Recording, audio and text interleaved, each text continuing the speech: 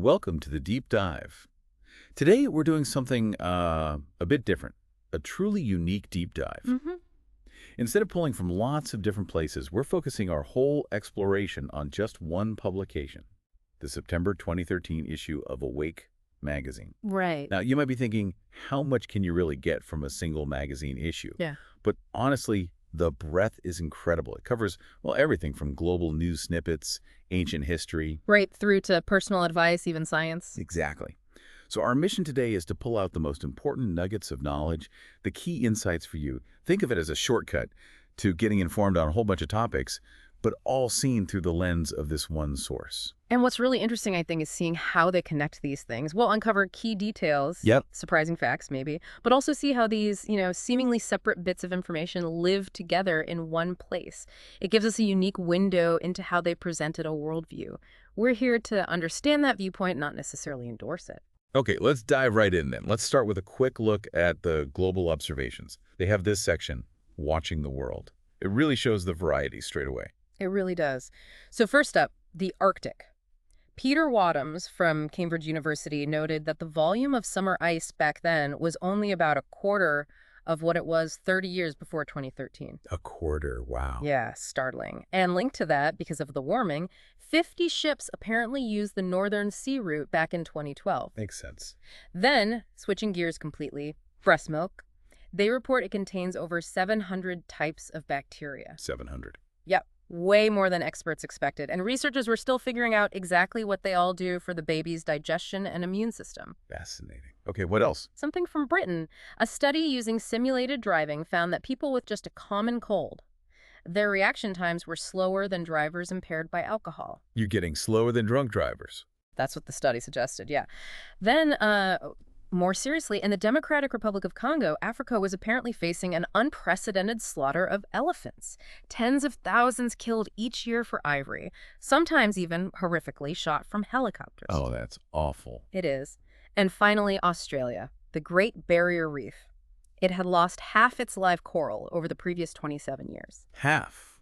Good grief. Why? Well, a combination of things. Tropical cyclones, infestations of crown of thorns starfish, and coral bleaching from warmer ocean temperatures. So that's quite a mix, isn't it? Melting ice, bacteria in milk, driving with a cold, elephant poaching, dying reefs, all side by side. It really gives you a snapshot of the world issues they were highlighting for their readers back in 2013. Definitely. Okay, let's transition now.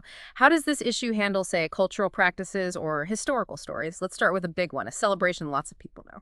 Right. They dedicate a section to what they call the truth about Halloween. They acknowledge, it's huge, especially in the U.S. and Canada, October 31st. Yep. But they immediately point out that there are similar celebrations all over the world.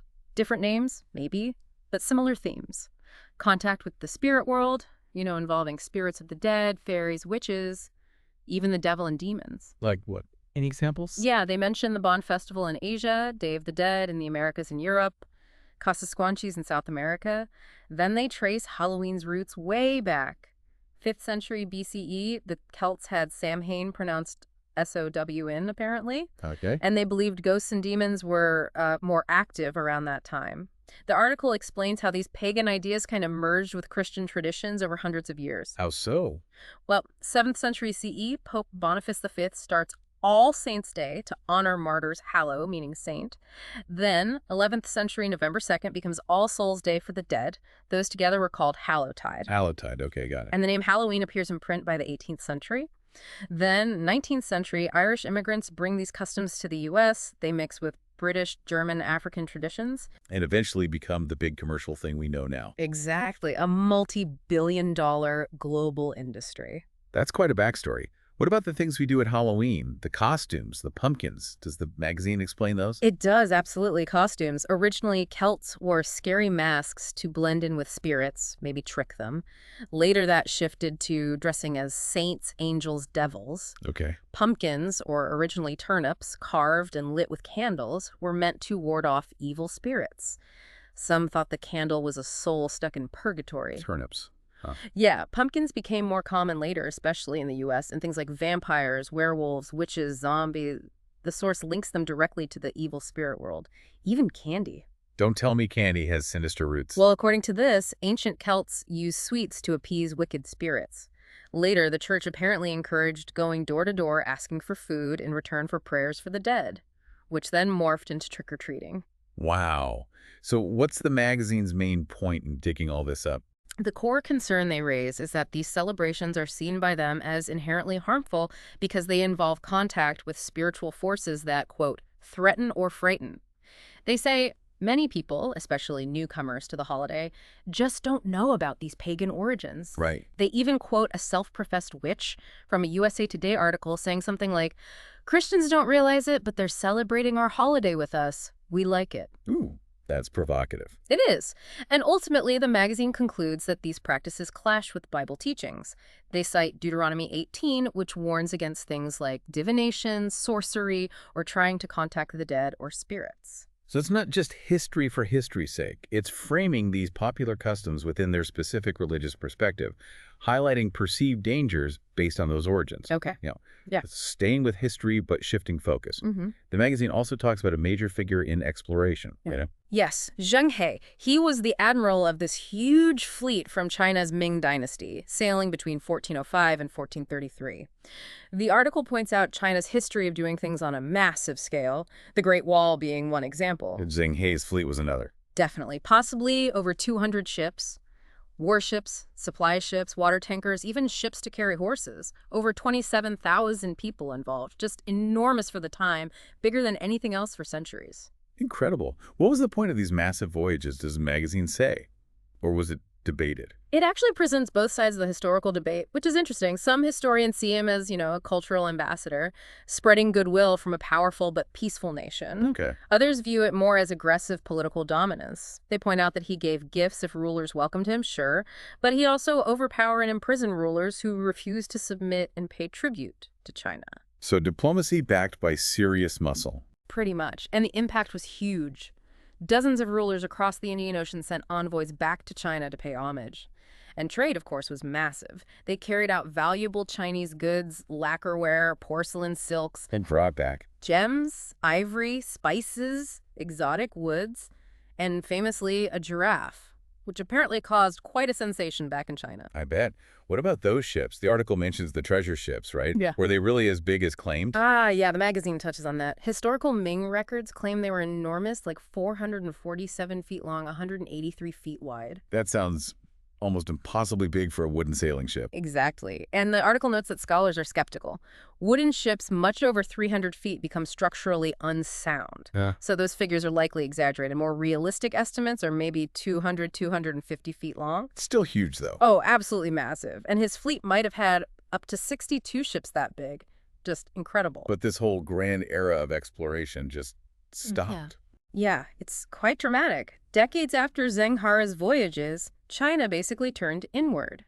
A new emperor, influenced by Confucian advisors who were wary of foreign contact and trade, decided to seal the country off. They reportedly destroyed records of the voyages, maybe even the ships themselves. Wow, erased their own history. Effectively, yeah. The magazine notes that recognition of just how significant this period was has only really come back in recent years. It's interesting seeing these two pieces, Halloween and Zheng He, back to back. Both dig into sort of hidden histories, how practices and policies evolve, making you rethink things you thought you knew. Absolutely. Okay, so moving from history and culture, the magazine also gets quite personal, doesn't it? Offering guidance on relationships and ethics. Yes, it does. There's a section specifically on how to forgive, particularly within a marriage. It points out a really common problem. Couples arguing about the same old things because someone, or maybe both, hasn't really forgiven past hurts. That sounds familiar for many, I imagine. Why is it so hard, according to the source? Well, they list a few reasons. One is power. Sometimes people withhold forgiveness to kind of maintain control, using a past mistake as a trump card in arguments. Okay. Another is resentment. Emotional scars take time to heal. Saying, I forgive you, might just cover up lingering bitterness, maybe even a hidden desire for revenge. Right. Then there's disappointment. Having unrealistic fairy tale expectations about marriage can make people dig their heels in when problems arise. They become prone to finding fault. And the last one? Misunderstanding. Believing that forgiving means you have to say the wrong thing wasn't a big deal, or that you have to forget it completely, or that it somehow means you're inviting them to hurt you again. Okay, so if those are the roadblocks, what does the magazine say forgiveness actually is? It explains that the word for forgive in the Bible can literally mean let go. Hmm. So the key insight here is that it doesn't always require forgetting or minimizing the hurt. It's about letting go of the resentment, primarily for your own well-being and for the health of the marriage. Letting go. That makes sense. And they point out the consequences of not forgiving, holding on to resentment, can actually cause physical and emotional problems like depression or high blood pressure, besides obviously damaging the relationship. And the benefits of forgiving. It allows couples to give each other the benefit of the doubt more often, stops that destructive keeping score mentality, and allows love to actually grow. Does it offer any practical tips on how to do that? Yes, very practical. First, be realistic. Accept that your spouse isn't perfect, they have flaws. Focus on what you do have, not just what you didn't get. Remember, you're not perfect either. Good point. Second, be reasonable. Ask yourself, is this really that important? Can I just overlook it this time instead of demanding an apology for every little thing? Go. And third, discuss if necessary. If you do need to talk about it, do it calmly. Explain how their actions affected you without accusing them of bad motives or making sweeping statements like you always or you never. Focus on the impact. Exactly. And importantly, if you're the one who needs to apologize, do it sincerely, even if you don't entirely agree with their perspective on why they were hurt. And then, crucially, work hard not to repeat the mistake. That builds trust in your apology. That's very solid practical advice, really, regardless of the source. Now, the magazine also addresses another really personal, often controversial topic, premarital sex. What's the viewpoint presented there? Right. This section outlines what it terms the Bible's viewpoint. It starts by acknowledging that, yes, many cultures today tolerate sexual activity between unmarried adults who consent, and that many people think maybe only actual intercourse is wrong outside of marriage. Yeah. However, the magazine states that the Bible uses the term fornication for sexual activity outside of marriage, and that God expects worshipers to abstain from fornication, referencing 1 Thessalonians 4.3. It lists fornication alongside other serious sins like adultery, idolatry, drunkenness, theft, murder. So it's considered very serious in this view. Very. And the definition presented goes beyond just intercourse. The article also mentions terms like sexual uncleanness and loose conduct from 2 Corinthians 12.21. Meaning, according to this interpretation, various forms of sexual intimacy outside marriage, even if they don't involve intercourse, are still considered offensive to God. It also discusses avoiding a covetous sexual appetite, basically, lusting after something that isn't rightfully yours in a marital context, even if no physical act occurs. And why does this matter, according to the source? The core message is that engaging in these acts risks losing what they term friendship with God. Obeying these commands, conversely, is presented as proof of love for God, who they state blesses those who follow his commandments. Does it offer advice on how someone would avoid what it defines as sexual immorality? Yes, it does. It quotes 1 Corinthians 6.18, flee from fornication, interpreting that to mean actively staying far away from situations or influences that could lead to it. Like what? Like avoiding close friendships with people who disregard these principles? And also being careful about what you feed your mind, music, videos, reading material, anything that portrays sexual activity improperly or promotes conduct considered offensive to God. Essentially, controlling your thoughts and associations. Okay. So again, we see very clear, specific guidance on a sensitive topic directly rooted in their interpretation of Scripture. Right. Let's move into the final segment now. This is where the magazine looks at the natural world and kind of connects it to questions of faith and personal belief. Yeah, there's a fascinating piece titled, Was It Designed? The Emperor Penguin's Feather Code. It starts by describing this amazing ability emperor penguins have. They can jet through the water and then just burst out, leaping onto the ice. I've seen videos of that. It's incredible. How do they do it? Well, the article explains the mechanism. Their feathers trap air, which is great for insulation, obviously. But then when they swim fast, they release tiny bubbles of this trapped air from between the feathers. Okay. And that does what? It creates a sort of lubricating layer around their bodies, drastically reducing friction and drag in the water. This allows them to accelerate like 2 or 3 times faster than they normally could. Wow. Like a natural rocket boost. Exactly. And the magazine notes that engineers are actually studying this. How cool is that? Trying to figure out if they can apply the principle to make ship hulls faster. But it's probably not easy to copy. No, they acknowledge the complexity of the penguin's plumage is really hard to replicate. And this observation leads directly to the core question the article poses. Did this amazing feather coat just happen through evolution, or was it designed? A classic question. Hmm. And the magazine follows this up with a personal story that touches on exactly that theme, right? Right. Design and belief. Precisely. It features an interview with a Dr. Celine Granollers. She's a medical doctor in France, a nephrologist, a kidney specialist. Yeah. And her background is interesting. She says she stopped believing in God when she was 16, thinking, science had all the answers. She spent 10 years researching EPO, erythropoietin. EPO, the performance-enhancing drug. Well, yes, it can be misused that way, but it's a natural hormone your kidneys produce. It's crucial. It tells your bone marrow to make more red blood cells, which carry oxygen. Very important in kidney research. Got it. So how did she go from non-believer scientist to what? Her journey back to faith started, interestingly, when her husband became one of Jehovah's Witnesses. And over time, most of their friends were witnesses too. One friend, Patricia, gave her this simple challenge, basically. Try praying. If there is nobody in heaven, you don't risk anything. But if there is, you will see what happens. That's quite direct. It is. Years passed, but then the 9/11 attacks happened. That deeply affected her, made her question the meaning of life, why there was so much evil.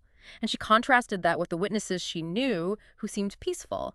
That's what prompted her to finally start reading the Bible herself. So as a doctor, as a scientist, how did she square that with belief in a creator? Did she find it difficult? She says, surprisingly, no. Because as a doctor, she already had immense respect for the complexity and, well, the design of the human body. Ah, so her science background actually helped. In her case, yes. She uses the kidneys as an example, her specialty. She describes how they precisely monitor oxygen levels. If levels drop, say, from blood loss or high-altitude sensors in the kidneys trigger EPO production, increasing it potentially 1,000-fold. 1,000 times. Wow. That EPO then signals the bone marrow, make more red blood cells, more oxygen transport. After studying the system for a decade, she says it just struck her that only God could design such an elegant system. That intricate feedback loop seemed too purposeful to be accidental for her. And what about the Bible itself? What was her impression as she read it? She felt it was different from other books, history, or novels. She found the advice incredibly practical, so much so that she felt it must come from a source higher than man. She was also fascinated by the character of Jesus. Did she apply her research skills to it? She did. Being used to research, she investigated Bible prophecy. Specifically, she looked into the prophecy concerning the year Jesus would be baptized, the timing calculated from the reign of the Persian ruler Artaxerxes. She went to history books, cross-referenced dates. To check if it lined up? Exactly. And she concluded that the prophecy was fulfilled precisely on time.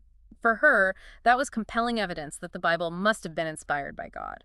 That's a really compelling personal account.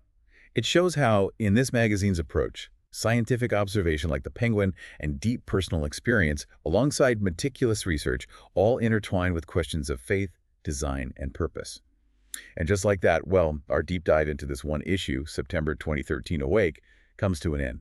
It's been quite a ride, hasn't it, through just one magazine. It really has. The diversity is pretty striking.